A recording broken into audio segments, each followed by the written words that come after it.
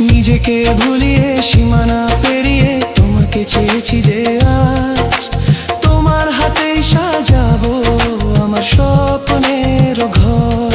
আমি তোমার প্রেমে পড়ে দুনিয়া ভুলে গেছি।